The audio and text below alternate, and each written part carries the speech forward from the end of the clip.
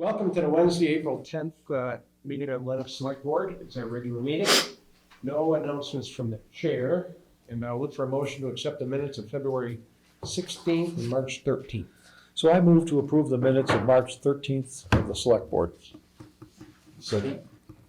Any discussion? All those in favor? Aye. Citizens Open Forum. Anybody here to speak for Citizens Open Forum? Yeah. You're You're here up for on the the sign. regular. You're on the consent agenda for the sign. We're good. Yeah. Thank you. Okay. With that, we'll move into the consent agenda. Mr. Roach, will Thank read you. it? Thank you, Mr. Chairman.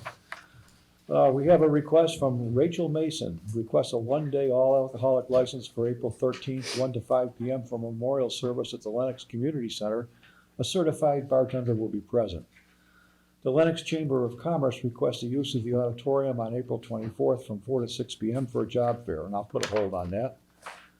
Kate McNulty Vaughn requests to erect a sandwich board sign in front of Town Hall for a fix-it fair on April 20th. Do you want to do that now, or I'll put a hold on that? Yeah, let's put a hold on it, and Katie can All talk right. about it, yeah. We're pretty much putting a hold on every street. Probably. Okay, the next one is to ratify town manager's appointment of Richard Shove and Michael Shove as relief firefighters EMTs. All of that, okay. Okay. Authorize PC to conduct a feasibility study for sidewalk project around Tanglewood in collaboration with the town of Stockbridge Select Board called the Berkshire Emerald Amethyst Necklace. And to approve the renewal access corporation agreement with CTSB. Mary Beth, do you like to? Yeah, I'll put a hold on that On the- that town sidewalk Well, thing. we got Yes. a lot of holes. Yeah. All right. Hold. So the first one is the Lenox Chamber of Commerce request to use on April 4th for a job fair, our auditorium. I put a hold on that for a couple of reasons. One of which I think it's a wonderful thing for the chamber to get involved in. I stopped over and saw Jennifer the other day in her new quarters. I think the new quarters are pretty nice, actually. I think they're more than adequate. But I think it's a good use of the auditorium. And that's all I wanted to say about that. Yeah, wish them good luck. I hope they have a good turnout. Yeah, I wish they have in the past, so let's hope that continues. Jesus. Okay, and Kate, Katie, you want to say something about the fix-it fair? Yes, thank you for CTSB's presence here, which helps us a lot. Kate McNulty Vaughn, 10 Post Road. I'm here without my companion, Ellen Jacobson. We do the Fix-It Fair in Lenox. It is open to anyone, not just Lenox residents. So we've had folks from Lee and from Pittsfield and some of the other towns too, primarily Lenox people, but come if you have the need. And we have volunteers who fix things, household goods and clothing for free. Free. That's the best part of the whole thing. And it's always fun to see what people bring. If you give us a call, and we do have posters and flyers around, if you give us a call ahead of time and tell us what you're bringing, or if you have a question about it, whether we could do anything with it, I can send a message out to the volunteers, and then that helps, and then call you back. So, don't be afraid to give us a call. One thing that I do want to point out, normally we've been at the community center lately. We are coming back to the Town Hall Auditorium for this one on Saturday, April 20th. So we'll be here in the Town Hall. And as of today, we had a very interesting idea presented that we might do a kids fix-it table. So this is like, today this idea is about hours old. So the person who suggested it to me is going to see what she can do about it. It will be kids who are willing to help fix other kids' toys. So in other words, if you come in with a lamp or whatever, it will go to the adults, but any kids who bring in something, there may be other kids available who can fix it for you. So that just sounds like a great idea to me. And I'm hoping, Nice, so to speak. I know, this is also true. Yeah, maybe, My phone. I know you're only 9, but you can do this and I can't. Yeah, no, truly, I just had our 9-year-old granddaughter around, and it's kind of jaw-dropping, their familiarity with things like that. But generally, household stuff, clothing. We have a lady who does a wonderful job on holes and sweaters, so I will mention that she will be around. And we have pretty much, I think this is one of the first times I haven't had to make calls and say, are you going to help us this year? I had so many yeses, I was really blown away. So we'll have a lot of people available. It's usually a very fun kind of community thing. It's fun to kind of see what people bring in, always a challenge, and very collaborative, you know. The crowd gets involved if it looks like it's a little more complicated than one person can figure out. So I enjoy it a lot. It's probably, of all the things I do in town hall or in the community center, one of the more enjoyable ones. I think that's it. So Saturday, April 20th from 1 to 4 p.m. In the town hall auditorium. And I'm asking for a sandwich board signed. And it would go out in front. I'll confer with people on exactly where so we don't interrupt the sidewalk pedestrian access. Okay, 10-year-olds and driving around to everybody who can't program the TV remote. I know. You know, I thought, though, that some kids at the high school were doing that on some basis at some point. Does that ring a bell with anybody? I mean, You know, I don't know. National Honor Society should be able to pull something like that off. I would think. know. Yeah, it seemed to me there was something like that, and maybe I read about it in another town, Community but Center one time maybe. did some of that too. Yeah. Yeah. And, you know, they had sort of a drop-in thing. Yeah, Is that what you yeah, remember, yeah. Ed? Yeah. And people could come in and say, no, here it is. I plug it in, it doesn't work. So, anyway. Very good. All right. Thank you very much for your help. And Thank you. support. So, Neil, you have the next hold. Oh, well, as usual, I just feel that it's important to acknowledge when we have people who volunteer for various positions in town, and these two, Rick and Mikkel, volunteering already. Chris is very fond of them, and I just feel it's appropriate to thank them for that. I certainly agree. Thank you. I'll just chime in on that. I know Ricky and Michael pretty well. You know, they're in the Dale Tire Company, and they do whatever you want them to do. They do it. You know, the whole family pitches in whenever you need them. Yes, they Bunch. So, Okay, and then Mary Beth, I Great. think you have the next one. Okay, so I met with Berkshire Regional Planning Commission and Patrick White in Stockbridge to talk about a feasibility study for this emerald amethyst necklace around Tanglewood. And the idea would be to, Lenox already has sidewalks that go from the monument that extend to the front gate of Tanglewood, but the sidewalks don't go down Hawthorne Street and then Hawthorne Road, or Hawthorne Road and Hawthorne Street. I'm not sure which was which. To join then back up with Old Stockbridge Road to make a sidewalk access all the way around the Tanglewood property. That would provide better access from the Lionsgate parking lot into the Lindy Center, into the back gate, and just probably make it more accessible for everybody to have a safe walking track.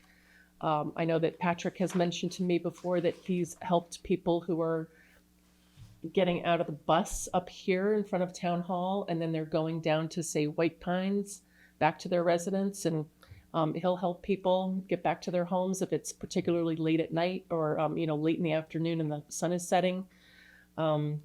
So we have collaborated on this, and BRPC has the funds to do a feasibility study. So we're just trying to get our select boards on board, because the entire select board has to be in agreement that this is a project we'd like to pursue. I think the important thing is that at this point, it's just a conceptual thing. Absolutely. We're just saying, BRPC, do your thing and do a feasibility study if you want. We're committing no funds, No funds. nothing like that at this point. Nope. It's just It's a just plan. strictly to see if this is something that's doable and that is even warranted, given the relative less traveled nature of these roads. We may not be able to get state funds, but in the sense that we might be able to, we do have it in our master plan as trying to hook up, trails and other community means of transport that could help move people around our cultural district. it's a cool project. Yeah. Rather lofty, but Yeah. good luck with it. Yeah. I mean, as long as it takes people like you that reach out and think of these things and work at it, that get it done in a while. Yeah, well, it's a great resource that BRPC has offered to do this. This is, as you said, it's not going to cost us anything. They do have the wherewithal, and so we thought a feasibility study would be a good idea at this point. have they reached out to DOT at all? Because I think DOT would conceivably Yes, yes, we have reached out to DOT and they're going to be part of the feasibility study in some way, shape, or form. I think Mark Moore has been contacted with regard to this. Then put some You're good? current and liability. Why? Yeah, there's a million questions to be Yeah, asked. oh, yeah, a ton, yeah. Okay, So, everybody's chimed in, so now I guess we get a motion so, to. Mr. Chairman, I move to approve the consent agenda as presented. Second? Any further discussion on anything? All those in favor? Aye. Okay. So now we're moving on to general business. Could I just interject? Sure, you can. Okay. We have a not anticipated before posting library license update. Should have probably been with a consent agenda. And approve a one-day all alcoholic license for the Lenox Library Association for April 20th, 6 to 10 p.m. at the Lenox Library located at 18 Main Street. Please do. It is. This is a fantastic opportunity to help raise some funds for the Lenox Library. We're doing a little poker night there. It's going to be a ton of fun. It's from 6 to 10. There'll be an open bar. There'll be some wonderful snacks. We've got some amazing prizes from many local businesses, including Brava, Canyon Ranch. So it really should be fun. So if you have a chance to come down after the Fix-It Fair, swing on down and come join us for a wonderful night. I'll make a suggestion that you contact Maria Lynch Yes. at the Lenox Library to secure your position. There are only 30 seats, so but those seats are filling up fast, and we're really excited to kick this one off. This is a new fundraising attempt, and it should be a different type of a fundraiser, but we're excited about it. And Max is supporting this whole process, so we thank Max for reaching out. Good, sir. Thanks, Matt. Okay, so now we have a public hearing. I think I got to prove that. What? We just get licensed? Yeah. You want to do that? Yeah. So I move to approve that, the license for the Lenox Library.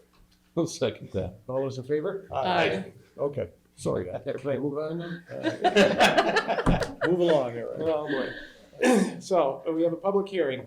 Aries Living YT, doing business as Apple Tree Inn, seeks to transfer their all-alcoholic in-holder license to Ringo Hospitality Incorporated. The full application is available for review in the administrative office. So if you can read that. I can, thank you, I'll try. Town of Lenox Notice of Public Hearing Board of Selectmen. Notice is hereby given that a hearing will be held by the Board of Selectmen in their capacity as licensing board on the application for a transfer of an all-alcoholic license which has been filed with the local licensing board by Ringo Hospitality Inc., DBA, Apple Tree Inn, Claire Collery, manager for the premises located at 10 Richmond Mountain Road, Lenox, and consisting of the main house, first floor and basement. First floor has 8 bedrooms and a kitchen, 2 baths, gazebo, dining room, parlor, and connecting walkways and outside deck. Second floor has 10 bedrooms, 8 baths. Third floor has 6 bedrooms, 3 baths. A separate building containing 20 bedrooms, 18 baths, conference room, adjacent grounds, and all land area that includes pool, tennis court. The board will act on said application Wednesday, April 10th, 2024 at 6 p.m. in the Selectboard Meeting Room, Town Hall, Building, Lenox, Mass. Ed Lang, Chairman, Lenox Selectboard. Okay, so I get a motion to open the public I hearing. move that we open the public hearing. Second. All those in favor? Aye. Okay, for the record, my name is Lori Robbins. I represent the applicant for the transferee, Ringo Hospitality Inc. This is the premises known as the Apple Tree Inn, and the restaurant has been closed since September. We do have a buyer who's moving from Boston with her husband to run the hotel and the restaurant and seeks to transfer the liquor license. It was a rather long premises description, but that's what we have, and that's what we're transferring. So we have Claire Collery is 35, has a master's in business, and has been working in hotels for all of her adult life, and now wants to own her own hotel, and has chosen this beautiful spot in Lenox, the Apple Tree Inn. She has formed an entity, Eclipse Properties LLC, that will own the real estate, but the business will be purchased from the current holder of the liquor license, Aries Living YT LLC, and her entity to purchase the business assets and the liquor license is Ringo Hospitality, of which she is the sole shareholder. So in connection with this purchase, the seller of the real estate is taking back a mortgage for half of the purchase price. So they will be seeking a pledge of the liquor license because Ringo Hospitality is guaranteeing that loan. They will pledge the liquor license to the seller of the real estate. So in our filing, we have asked for that pledge. We've also provided now the ABCC likes affidavits to be filed as well. So we have an affidavit that's been signed by Claire Collery outlining what the status of this, well, the theme of this project, what this is all about, describing her as the president, treasurer, secretary, sole director, and shareholder of Ringo Hospitality. And she's purchasing the assets of the Apple Tree Inn. She's also the manager and the sole member of Eclipse Properties, who's going to purchase the real estate. The legal description is what we have, the premises description is what we have, what we're really seeking to transfer. And she'll offer the hotel accommodations, the restaurant, and the bar area open to the public and special occasion events such as weddings, retirement parties, bridal showers, baby showers, and birthday parties. I've been to a few of those up there myself. She's going to be the manager of the liquor license and will reside on the premises. There's a part in the application that asks how many hours you're going to be there. She put 168. I thought, 168? Well, that's 24 times 7. I cut that down to 68 because I gave her time to go to shopping or something and to sleep. Anyway, she's going to be there all the time. We used the, in your application, it asks specific information about seating and occupancy because this is such a large premises and there's so many different places in the legal premises description. So we've gotten and used the certificate of inspection. So that's been filed also with our application showing the whole premises and what the occupancy is. She will reside, she and her husband will reside in the lodge building. It's a barn, I'm sorry, the barn building, not the lodge. And so will be available at all times. She is seeking a pledge of the license, and we have filed the purchase and sale agreement. We filed photographs of the Apple Tree Inn. We've really papered this well for the ABCC, but I'm hoping that this board will approve the liquor license transfer with the paperwork that we've provided. So was there any change in, No. in the licensed premises? Oh, no, at this point, no. So the description I read is the existing one? Yeah, that's the existing one. Okay, so that's pretty much the whole It's property? pretty much the whole property. Right. Yeah. It's a little bit different. Deanna, do you have anything? Have you talked to ABCC? about this, So or- I went through everything. Everything was even more than what was required is here. So we're in good shape, and it's not anything is really changing. No And issues Jeff that I Lynch saw. is here with us. He represents the seller, and he represented the seller when he got the liquor license. That was a legal premises description when it was owned by the previous ones. So I think this goes all the way back to Greg and Aurora Smith. Actually, it does. I did look at the Yeah. document. Yeah. And Yeah, before just- that was Alice Brock. It seems that the holding it part of it is just the only wrinkle that I see, and I don't really see it as a problem. I'm sure ABCC is going to get this very, I mean, they look at these things. They're the experts. What's the portion you thought you're considering? Where you're holding the license, that part of The it. pledge. Oh, the pledge, that's, Pledging it. that's pretty standard. Is it? Yeah. I never, I'm familiar with that. I'm used to that. What I'm maybe related to what you're asking is, and maybe you could chime in because you have big experience in this area. I mean, it seems like there's multiple pieces holding different components based on how they're trying to finance the purchase. Well, the license is the asset, and certainly an asset. Yes, So, I mean, and the property description is the same. It's just Right. the various exactly. subholders of different components that I'm just wondering out loud, is that risky in any way? Having been a lender for 15 to 20 years, I mean, that's pretty standard practice. Yeah, right now there is a pledge of the liquor license to Pittsfield Cooperative Bank. So this license already has a pledge. And That's going to be discharged and a new pledge will be issued, right? I'm proud to file with you the Pittsfield Co-op To indicate concern, this letter is to indicate that the Pittsfield Cooperative Bank releases the pledge on the all alcoholic restaurant license number, blah, blah, blah, for the premises at 10. So I'll file this from you. Since they can't. They're releasing it, and so that we can now pledge it. Oh, and the other little piece of information is, that's good. Claire Collar is already tip certified. Halfway, let's hope so. Yeah. Let me tell you. There's no question that you've done your homework. Everything Yeah. in order, paper-wise. Yeah. Well, I'm looking forward to it opening up, so. Yeah. All Fun right, fun we'll memories. do our best, Lori, we'll do our best. Fun memories going back many years. But I don't have an issue with that. No, Great. great to have that establishment up and running again and serving the citizens of Lenox and Stockbridge. So make sure you pass along to any assistance that the new owner needs, to please feel free to come up and see us. Okay. Okay? Good. So we get a motion to close the hearing? Oh, yeah. Move to close the public hearing. Send us.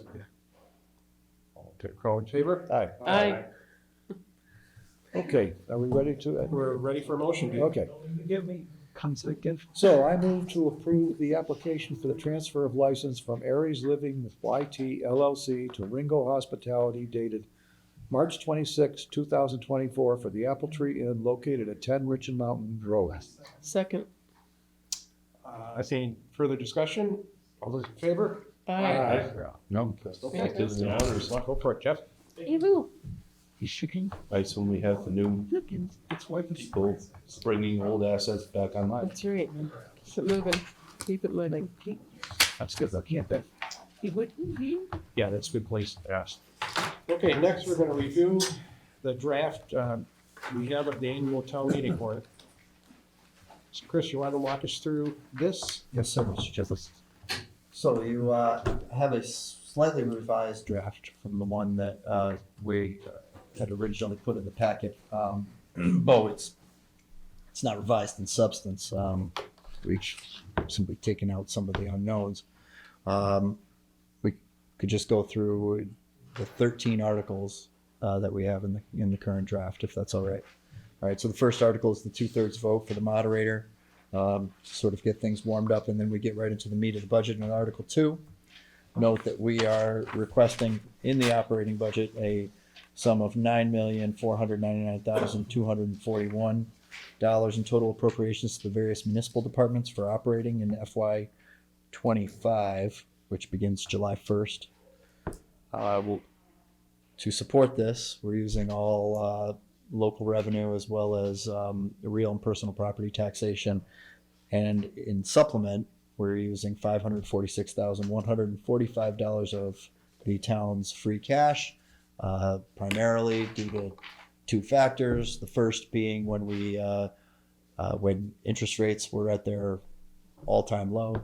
Well, we don't know about moving forward, but at the time and up to present, the all-time low, we borrowed for several capital projects. While we told town meeting we did have the cash on hand to fund them in cash, but we saw it as being more advantageous to do it this way. So $246,145 of the free cash allocation is for that, and then the $300,000 is the residual effect of reducing the property tax levy to 0% back during COVID days. So that is still with us, and it remains here in FY25. Under Article 3, this is the appropriation request for the Lenox Public Schools. So as far as I'm aware, the three boards involved in the appropriation process are in agreement on a number of $16,855,665, unless that changes in the next 2 weeks. Supplementing that is $300,000 from free cash, and that is to support a state required expense that will be reimbursed in subsequent fiscal years. So we're fronting it, and we will receive it back. Is that something that we want to explain in the course of this, just so people don't go, Wow, $300,000 for free cash. What's that for? I think traditionally, as we did with the operating budget article for the municipal departments in the past, we've provided an explanation in the letter. Since this isn't our budget, it's the school department's budget. I would recommend that we take the language that whatever language they're using to describe it and apply it to a correspondence to the voters. Explanation. Okay. Yeah. You got her set up. So she was in here. And when I do it in the letter, I will be taking it directly from the school department. Super. So It's the constant holdover that we have to use the term free cash. Yeah. right. So Okay, great. Article 4 is the wastewater enterprise fund, which is balanced and makes no use of one-time revenue to fund ongoing expenses. Article 5 is the water enterprise fund budget, which again also makes no use of one-time revenue to fund ongoing expense. Article 6 is the Chapter 90 authorization. This allows us to spend the money that the state gives us on our roads. Article 7 is appropriation derived entirely from free cash to support the capital spending for 7 of the town departments requesting capital outlays this year. Yes, sir. In here, we have school department expenditures of $600,000. And we've always funded the school for capital expenses. There are buildings, so we should do that.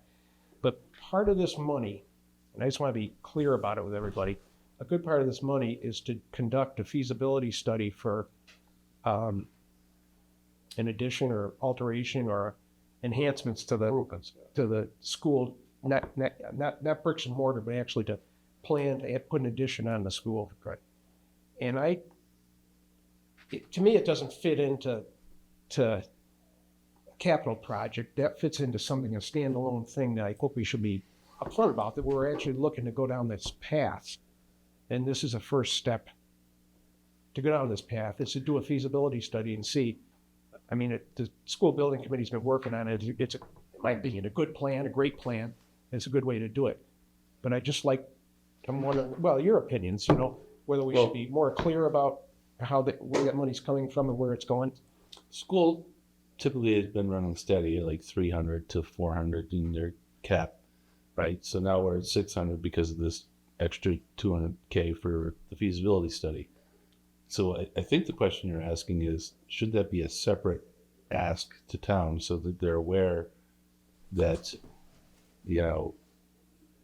So what you're saying is break it down, take the 600,000 and we usually give as you said, 3 to 4, and this survey's going to cost us another couple $100,000 and have that as a separate line item.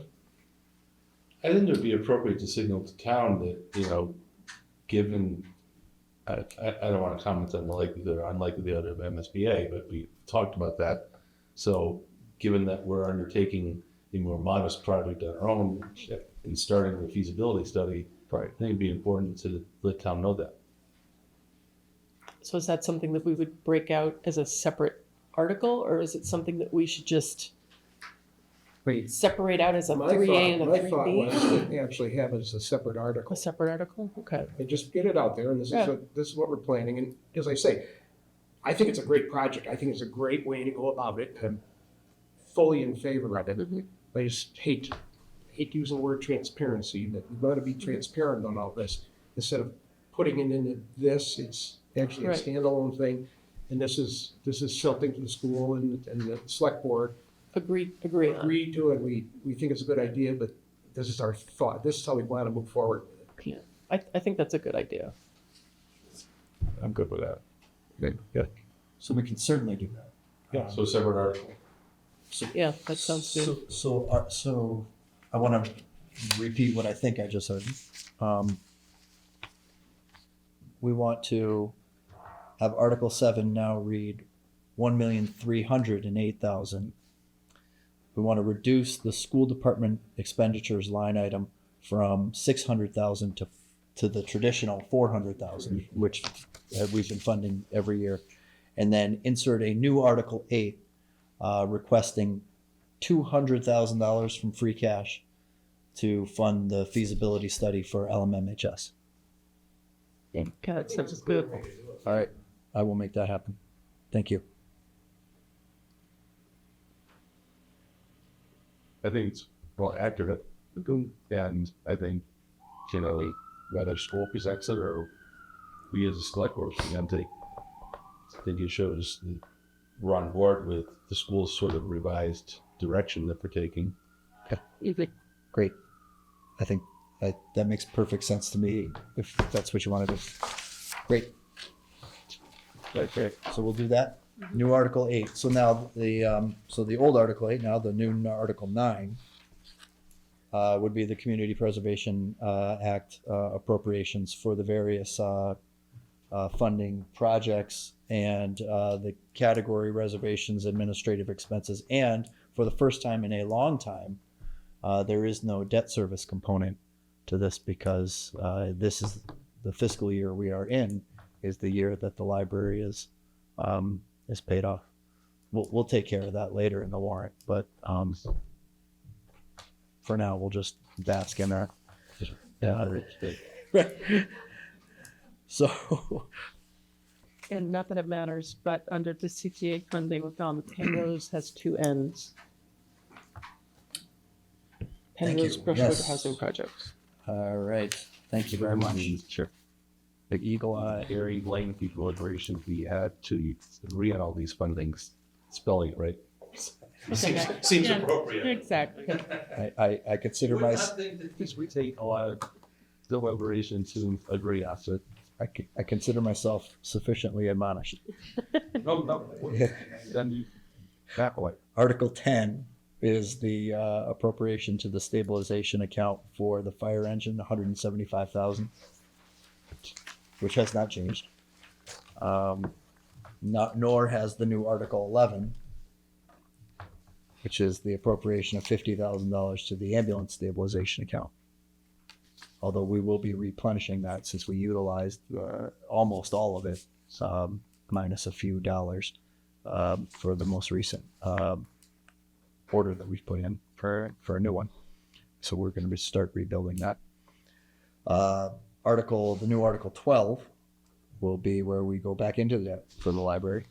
Although not with CPA funds.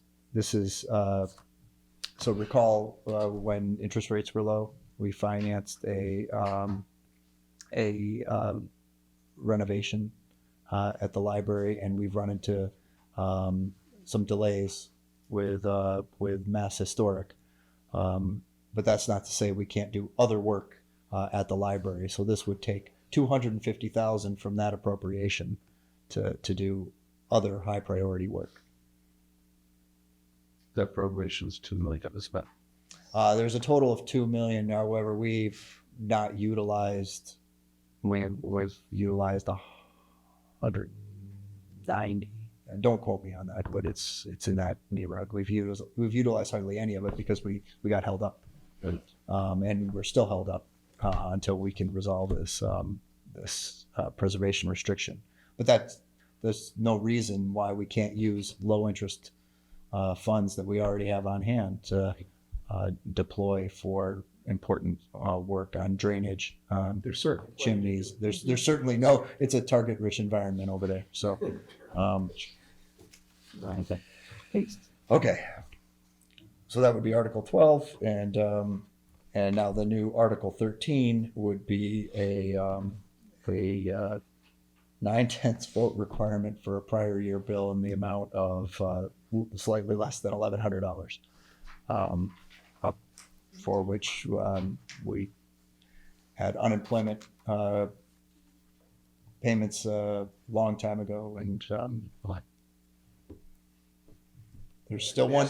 There's still one due for about $1,100, and we have to pay it. And in order to pay funds for an invoice that is for services rendered in a prior fiscal year, you either need a prior appropriation that hasn't been closed out, or you need a 9/10 vote from town meeting. So we're doing the 9/10 vote approach, for better or worse.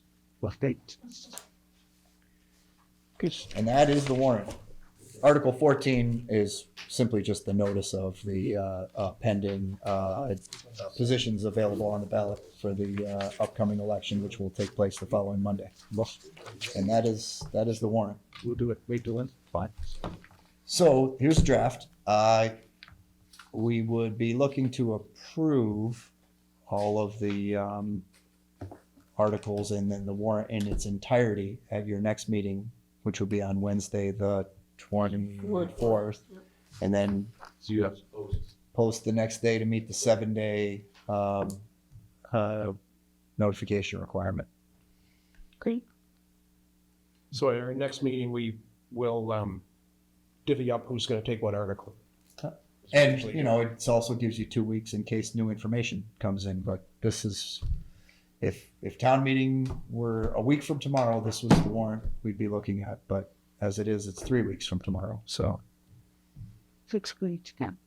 But, all right? All right, so that's all I have. Anybody else have anything on that? This. Good. I'd rather give you an update when we're under new business that Okay. you can see me, yeah. Yep, okay. So moving along, we're gonna review and approve the Conservation Commission acquisition of 1.3 acres of land on West Street. I think, Chris, we're gonna probably need a pretty good explanation. I'm glad Lori's here, because I engaged with Neil Carpenter, our Conservation Commission Chair, 9 months ago. It's a very small piece of land that is surrounded by other much larger pieces of land that the town already owns.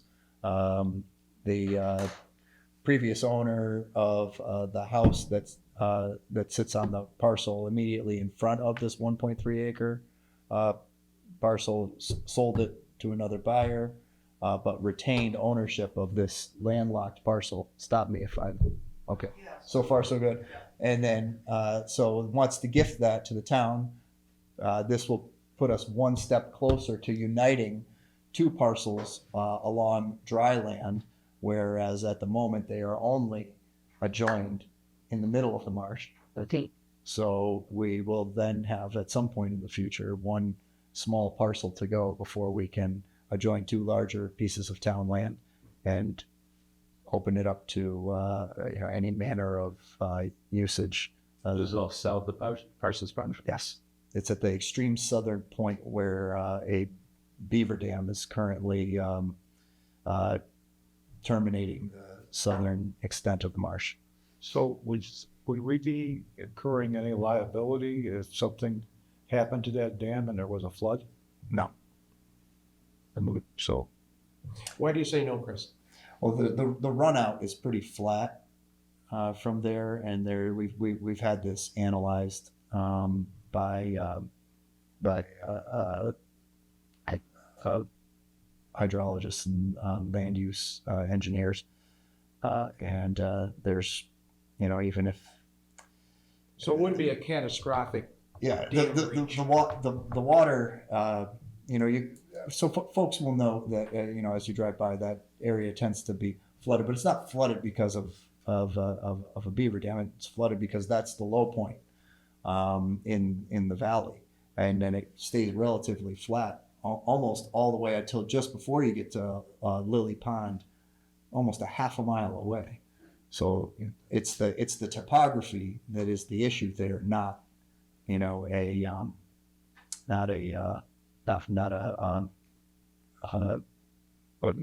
what's a beaver? Got a beaver dam. It's not a rodent obstruction. It's a topography issue.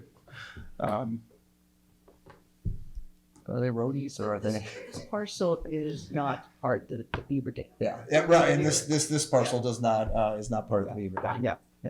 And this. Oh, really? This parcel was, there was a parcel, this was owned by Randy Grimmett and his wife, the owners of Stoneover Farm. This was their residence. They lived there. But now that they own Stoneover Farm, they're residing there. And so they sold this, and it happened to have a surveyed parcel of land that adjoined or abutted the main parcel with the house side. And he was going to gift it and get a tax deduction. But he finds out it's too involved to get the tax deduction. So he just wants to give it to the town. And so we met with the Conservation Commission. They said, sure, This is another piece to add to. And if the person who bought the house lot is willing to convey some of the other lot, then you'll have a full access around this, some trails. So that's the goal. It's just adding to what the town already owns, but this is not a beaver dam parcel. It's just more land. It's a win-win for the town. Yeah, you said you met with the Conservation Commission? Yep. And they formally met and said, Well, I don't know that they formally met. We've got this. So the vote that you'll be taking tonight is simply to accept the deed. It's the acceptance of the deed. It's the Conservation Commission that will actually close the home. But your formal role as the chief executive board in the town is to merely accept the deed. so we're basically saying, we'll accept it, but the it's up to the Conservation Commission to ultimately accept this. Yeah. Is that what you're saying, Chris? Yes, who, if you couldn't tell from the dialogue up to this point, is far better versed in these matters than I am. So, I think they're working with town council. and town council has helped develop the deed that's in front of you. So Katie Klein's looking at this. Yeah, oh yeah, she's Okay. printed and I don't see a risk to this, You don't? No. And Beaver is a large living road in Methanol.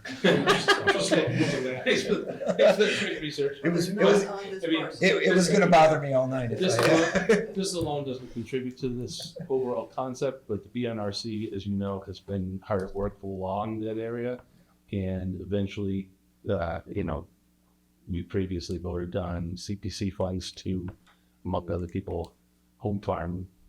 And Home Farm is got land that they've given to BNRC and are working with BNRC. There is the potential someday to link all the way from the High Trail down to Parsons Marsh and that whole area. And, as part of the plan to try to link as much of our conserved land as possible, this can only help. It's not the missing piece, but it'll help. That's what we said. But it makes one missing piece left. Right. And it is a very narrow missing piece. So.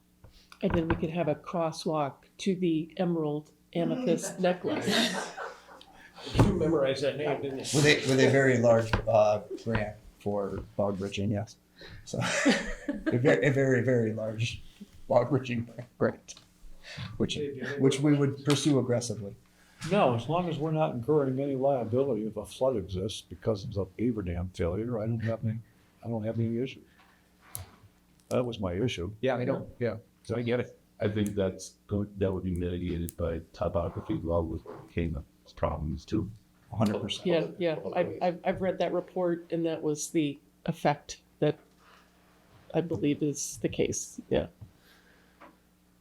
Right? I'm good. Yeah, good. Okay, can we get a motion on that? Maybe. Let's see here. You can do it, Dave. I can put my glasses. All right. Acquisition of land on West Street. Move to approve and sign the acceptance of deed for 1.3 acres of land located on West Street as presented. Second? Second. Any further discussion? All those in favor? Aye. Okay, thanks, Doug. Thanks, Lori. So that conducts our business meeting. Is there anything any one of the select members wants to talk about? Well, we're at a pretty substantial nexus in our process for public safety. Contractors filed subs were due. They asked for an extension. They all came in. Filed subs look pretty favorable. GC's asked for a moderate extension. Person I discussed with the sites of P3 at least gave them exactly 1 day of an extension to the 17th because we'd want to convene PVC to review and accept a bid for the public safety complex in time for our 24th meeting. Should, in a very unlikely event, we need to take any action regarding funding the public safety at the time. So we're very, very close. But I can tell from what's going on the street that there's a lot of activity.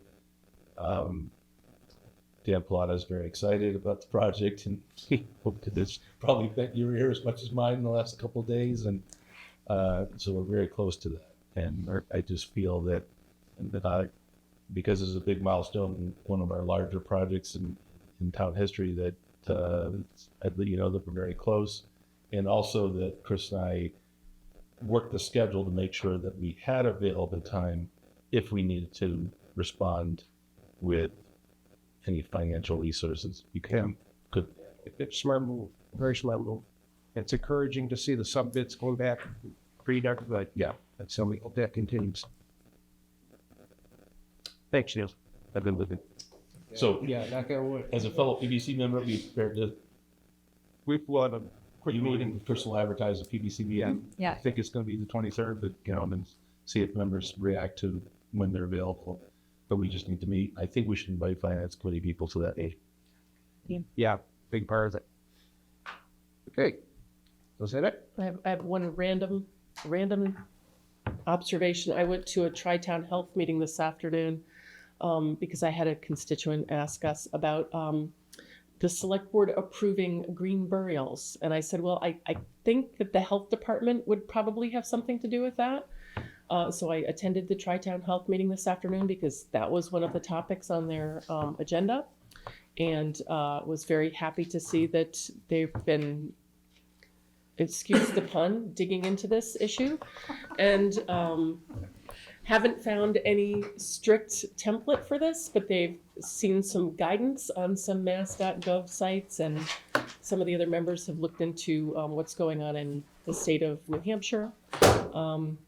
Apparently, the Tri-Town Health member, Diane Romeo, is going to have a meeting with Billy Gopp because DPW would become a part of this discussion as well. And I just wanted to let everybody know that I'm on it from the select board. We appreciate it. You're digging. I'm digging in. Yeah, you worked hard at that. Okay, so I get a motion to adjourn? Mr. Chairman, I move that we adjourn. All those in favor? Aye.